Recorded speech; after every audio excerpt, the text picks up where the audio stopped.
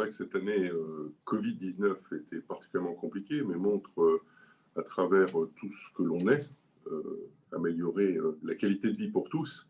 Et notre métier qui est justement de protéger nos clients en matière de prévoyance et de santé, quelque chose qui a encore plus son sens pour l'entreprise Clésia en 2020 que les années auparavant.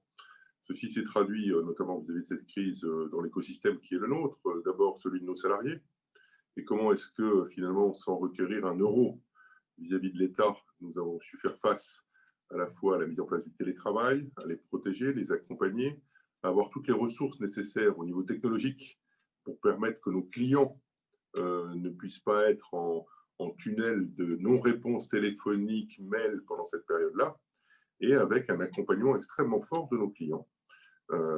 Et nous avons des clients qui sont particulièrement impactés. Je pense à la branche hôtel, café, restaurant que nous protégeons, par exemple, et sur lequel nous avons tout de suite tiré, dès le 14 mars, une exonération de cotisation de prévoyance et de complémentaire santé pour le million de salariés de la branche, dans cet aspect-là. Un point de soutien aussi avec tous les outils d'assistance que nous avons chez nous, vis-à-vis des chefs d'entreprise notamment.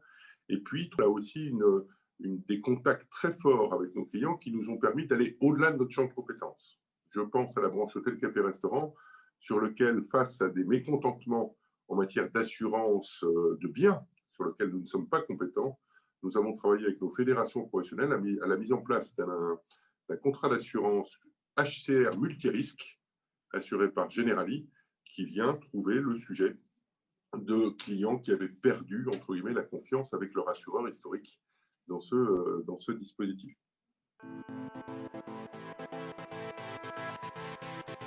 Ce n'est qu'un aboutissement dans la genèse même de Clésia, qui est une entreprise qui n'est pas pourvue d'actionnaires, mais qui est gérée sous forme paritaire et mutualiste, c'est-à-dire à la fois des adhérents mutualistes et les partenaires sociaux.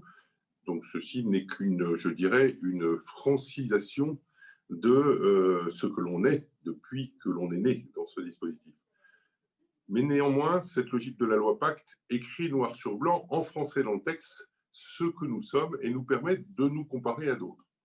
On voit que tous ces sujets qui donnent du sens et qui le démontrent pas par du greenwashing ou du purpose washing ont un élément très fort d'engagement et d'adhésion à la fois des salariés et à la fois des clients.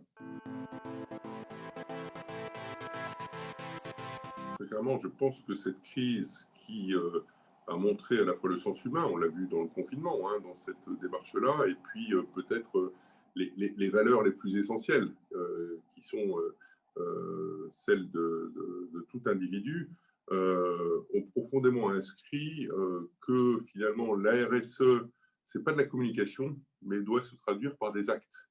Que l'engagement en matière d'entreprise à mission ne doit pas être du purpose washing, mais très clairement doit s'inscrire dans des objectifs et des critères extra-financiers en la matière. Le fait d'engager ces critères extra-financiers, on le voit sur l'incidence de rentabilité de nos entreprises, est extrêmement payant. Pour l'exercice 2020, 50% des variables de mon comité exécutif ont été inscrits dans des critères extra-financiers.